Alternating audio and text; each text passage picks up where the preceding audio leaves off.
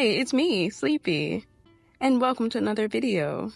Before we get into the actual subject of this video, I'd like to quickly tell you guys that from now until November 1st, specifically midnight November 1st, you can get an 8% off discount on all commissions over on my copy if you use this code. In addition to that, I'd also like to inform you all that I'm currently looking for my first VTuber child, my first VTuber baby.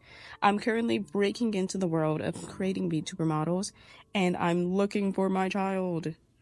The info for that can be found over on my Twitter. Here's an example of a VTuber model I've recently made. Yippee. I can also hook you up with a rigger because I personally don't do rigging. But yeah, just, check that out if that's something you're interested in. With that out of the way, let's actually get into the subject of this video, aka 10 ways to make your art less boring. Disclaimer, these are just things I personally like to consider in my art and things I personally find interesting. You don't have to take all of this advice into consideration. You don't have to take any of it into consideration. You could take bits and pieces that you personally feel connected with, that you personally feel would fit best with your work. That's all fine and dandy. This is just a video. Thank you. Disclaimer over. I decided to break this video down into 3 sections, or categories. And our first section is the one I personally find would be the easiest to apply into your work. Colors. There's an infinite possibility of things you could do with colors in your work, but specifically we're going to focus on 3 things. 3 things to consider in relation to colors. And the first one is saturation. My first tip would be to raise or lower your saturation.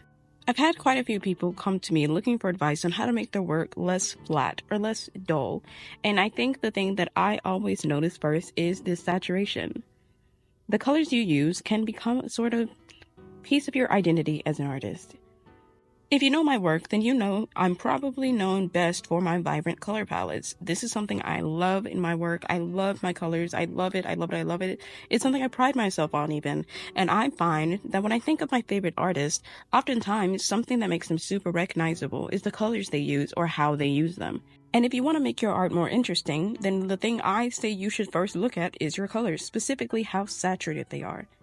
When you're scrolling online, you miss a lot, you don't pay attention to a lot, and you need something that'll catch people's eye, and saturated colors are a way to do that.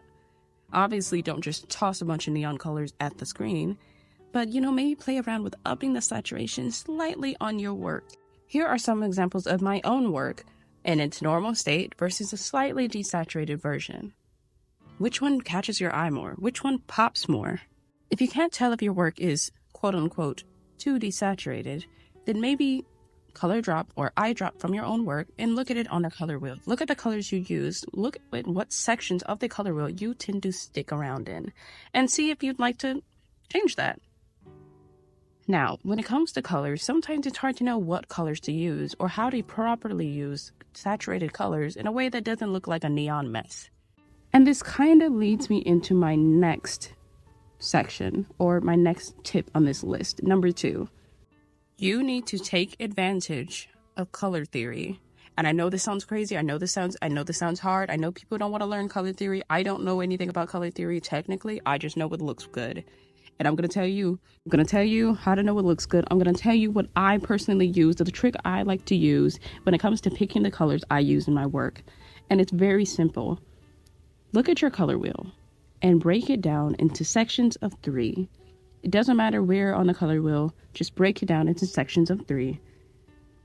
Anything in this range of 3 sections, you can make work. I promise you can make it work. It may seem a little weird, like this green, this yellow, and this orange, but you can make it work. I promise you. So when you're thinking about coloring something pink, let's say, don't just stick to just pinks. Don't even just stick to things that are just red. Move around a little bit, maybe even bring in orange. I definitely use that later in this piece. You'll see it later when we get to the paint magic part. But yeah, don't just stick to the colors that it is. Don't just stick to pinks when you're coloring something pink.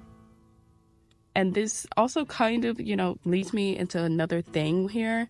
Stop relying on multiply. Layers, the layer setting. Stop relying on that. Stop it. I need you to train your brain to pick out better colors on its own.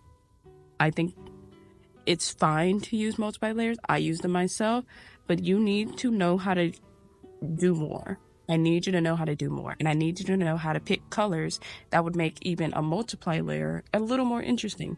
And this is how you do it, okay? This is how you do it. The little 3-section color rule. That's what we're gonna call it. That's what you need to do. I need you to practice that. I need you to practice that. Practice it. Now for number 3 on this list, and the last in this colors section, this colors category. The thing that I think you need to do is experiment with color palettes. And this may seem like, duh, just do more with your colors. It may seem, a little repetitive, but I specifically mean experimenting with different types of color palettes, whether that be monochrome color palettes or color palettes that really lean into warm or cool tones. I think this can really add a lot to your work, especially when it comes to the tone you're trying to convey. I'm sure you can see this in, media you specifically enjoy, where they're trying to encapsulate a specific feeling, and the colors might reflect that feeling. Like warm tones on a sunny, beautiful day, or cool ones when the characters are feeling a little bit gloomy, Things like that. I think you should consider things like that more. And I think that when it comes to art, sometimes we don't think about how our colors can add to the emotions. Our next category is tools. This category is for tools within art programs, specifically Procreate, and also tools that you use and things that you can incorporate into your art program or into your art.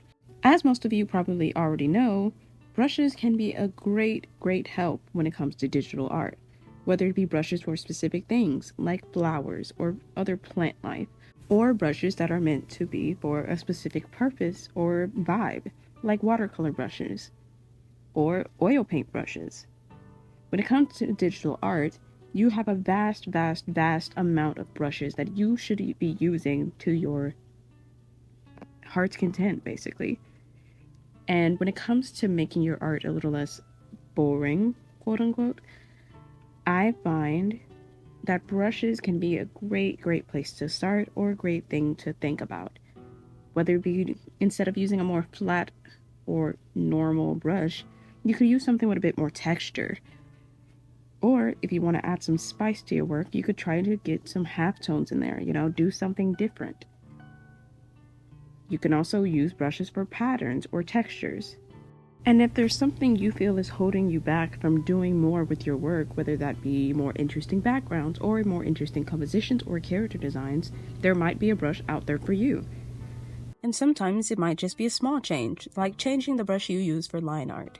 I've done that quite a few times. It's an up and down thing, but it always makes me feel like a new start, like I'm doing something exciting, an experiment, if you will. It's like experimenting with a new medium traditionally. And there are brushes that are both paid brushes or free brushes online that can just do so many things. I think some people don't want to rely on brushes because they think it's cheating or they think it's cutting corners, but I disagree. Digital art is meant to be accessible. It's meant to make things a little bit easier in some aspects. And that's easy in heavy quotations because you still have to, draw. You have to do some work. But when it comes to different specific things, like let's say hair can be a tricky thing sometimes, especially if you're drawing a hair texture or style you're unfamiliar with. And there are plenty of creators online who make brushes for these specific purposes. I'll try to link a few, in the description of recommendations that I personally have bought or personally have downloaded that have really changed my life. And if for whatever reason there is a brush that you really want to exist that doesn't yet, then you can make one. Basically, every art program out there are tutorials and tips online for adjusting or creating new brushes from scratch or from a base, like a default brush. I myself made a brush specifically for something I wanted to have, specifically a textured or more interesting patterned blood brush. Sometimes I like to experiment with doing slightly more bloody or gory artwork, and it's fall, spooky season, So I really wanted to create a brush set that really fit well with my art. I love adding texture in my art. I love adding interesting patterns in my work sometimes. And I wanted a set that really fit that. So I made one. Specifically, I made 11 brushes. And you can get this brush set over on my Ko-fi. Was that a good plug? Am I a professional? Was that good? The next thing in this category is texture. I kind of mentioned how brushes can add different textures, but I think in general, just bringing in images or PNGs into your work to add a textured overlay over your final piece can sometimes add a lot. Personally, I love canvas textures or watercolor paper, that kind of texture. I think that can really add a lot, and depending on what you're going for, it can sort of elevate your work. This is probably one of the quickest things you can do to try and add something interesting to your work. Just overlaying a texture or pattern or whatever. All you literally have to do is just go on Google or whatever search engine you use and just bring in an image, and there you go. So this one is just a really quick thing that sometimes you don't really think about. Now that's something you can bring into your program. Now what about things just within your program that you could do depending on said program? Now obviously I don't know the specific terms used in every single program, but most programs have, the similar features. Now I think that something really interesting you can do is adjustments, whether that be adjustments to how in focus something is, like using a blur, or adjustments like glitching effects or chromatic aberration. I love some chromatic aberration. I'll try to put a piece recently that I did that used a bit of that, and I feel like that alone just added so much, even though it's a very subtle detail. And there's just a bajillion things you could do within your program, most likely. This basically concludes our tools category. This is probably, the shortest of the categories. I have not been keeping track of this, but I think it can be a bit tricky to figure out when to add certain things and when to not overdo it. So, keep that in mind as well. Now it's time for our final category and arguably the most complex one, skills. Now, this really pertains to your art itself, things that you can work on, things that you can improve on, past surface level things like colors. And I think one of the biggest things that can really make a piece interesting is perspective or interesting poses. I think that when it comes to art, sometimes we give up a little too quickly when it comes to developing our pose. Sometimes we don't put enough time into making it interesting because you just want to draw something, or you think it's more interesting than it actually is, and then it ends up looking very flat. And I think it's very easy to take a simple subject matter or simple concept and make it a little more interesting composition-wise. And perspective is one of the ways you can do that. Perspective can be one of those things that's easier said than done, but I personally feel that once you learn, get one angle down, you're basically good. I promise you, you can make that angle work for way more things than you think. And for me, that angle is the top-down view. Like what I'm doing in this piece, I default to this a lot because it's something I've got down to a science. It's something I can really just pump out very easily. And it seems a lot more interesting than it actually is. And I think in general, sometimes when it comes to making things interesting, it really is just doing simple things that seem like a lot more than they really are. And I'm going to give you sort of a little breakdown of something I personally like to consider sometimes, or something I like to think about when it comes to trying to make something a little more interesting. So here we have our subject matter. The idea here is that the general original concept was just a sad girl. That's it. She's just a sad girl. I didn't give her really any too much detail character design wise because it does not matter. The subject matter, the character does not matter. And I tried to show how you can take this simple concept and make it a little more interesting. And really all I did was try to do one version where it was still kind of like a simple, perspective, but the pose, the angle was slightly more interesting. And then I did one where the perspective was more interesting. And, you know, there's obviously other things you can do to really elevate this, like lighting wise, background wise, etc. But I think in general, if you can like adjust the angle or the perspective of the character, do things a little bit differently while still keeping your vision in mind, I think you should try to do that. At least try, you know. If you feel like you can't do it, it's completely fine not to, but I think you should at least try.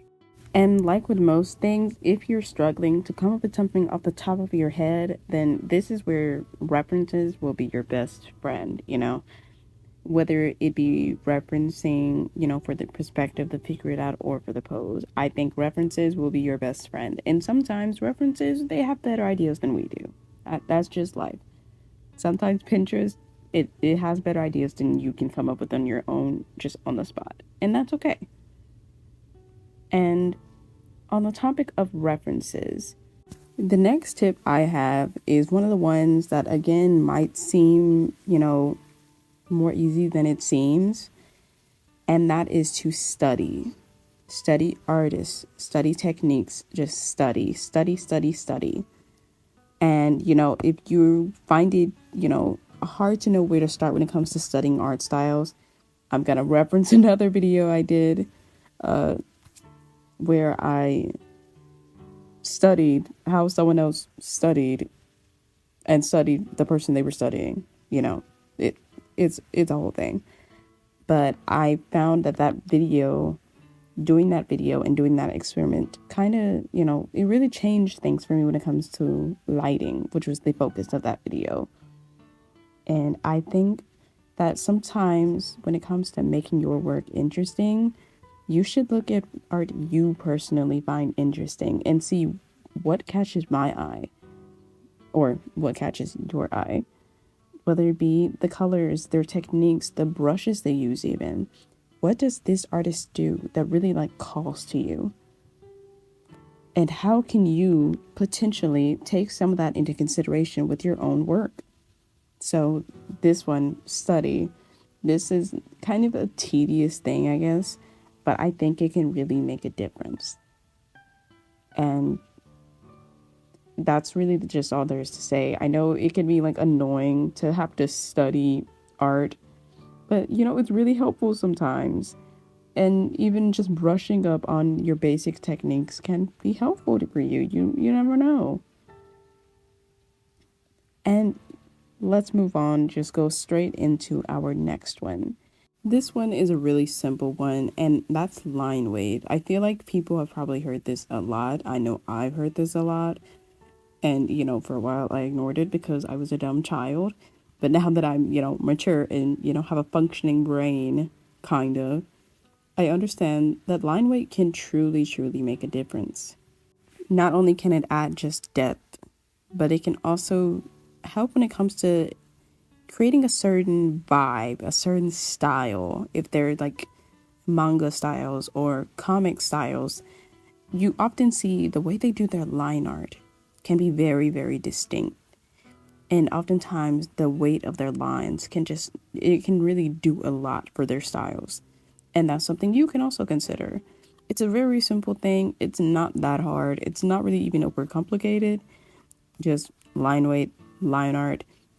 These are simple things, but these are things we can always, you know, improve on. And now it's time for our final one. And that is, if the composition isn't interesting, then make the subject matter interesting. And what I mean by this is, let's say we're just doing a simple piece.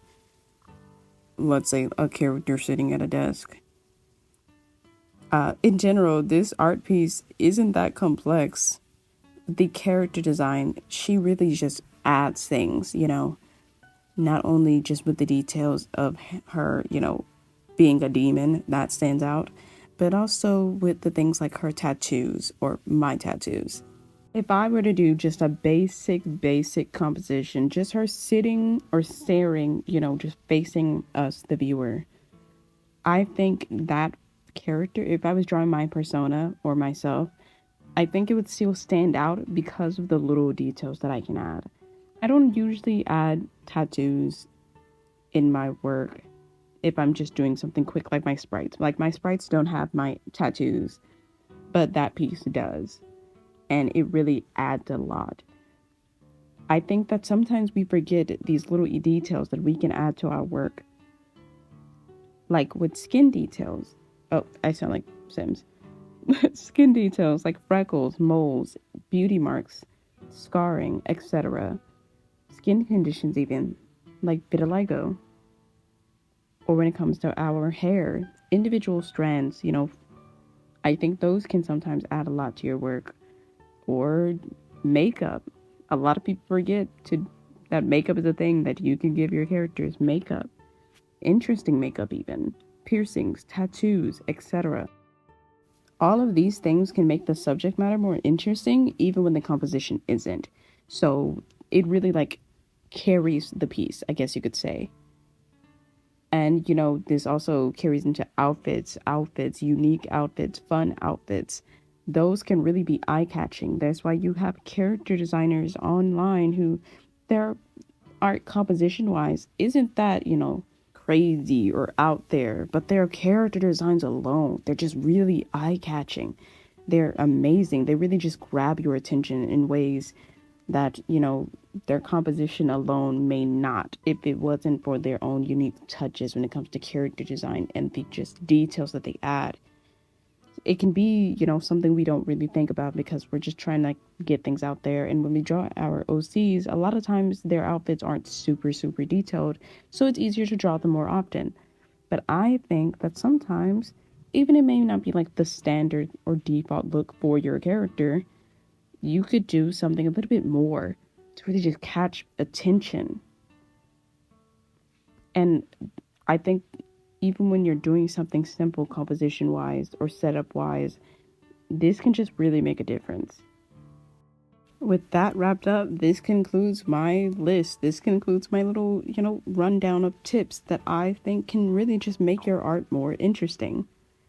Let me know what things you think make your art interesting. What makes your art eye-catching? What makes your art fun? And, again, reminder that commissions are currently on sale. There's a discount running. If you use code SPOOKY at checkout, you can get 8% off on all of my commissions on Coffee. And also, I'm looking for my more VTuber children. But with all that, out of the way, thank you so much for watching and have a lovely day.